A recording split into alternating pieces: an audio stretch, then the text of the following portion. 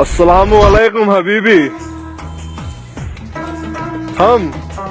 हम तो यहाँ इंडिया में अपना बेगम की तलाश में आई होती।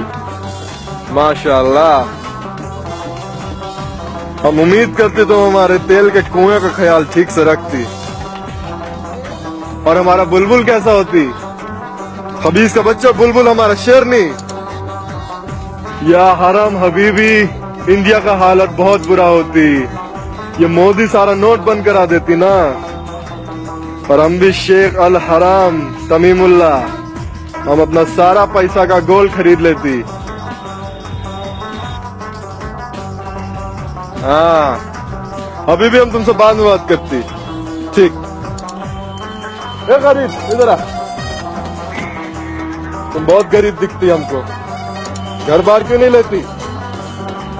चल, सोने का सिक्का रखती, इससे थोड़ा घर बार खरीद लेती अपना। ले और ले, जा। हट, मुक्का लेगी हमारा। ببركة كعب وهتعملها قصاد الدنيا هتقولها، وخد بقى عهد تعدلها. سكت كتير، خدت ايه مصر بسكوتك؟ ما تستخسرش فيها صوتك، بتكتب بكرة بشروطك ببشرة خير. قوم نادي عالصعيدي وابن اخوك البورسعيدي والشباب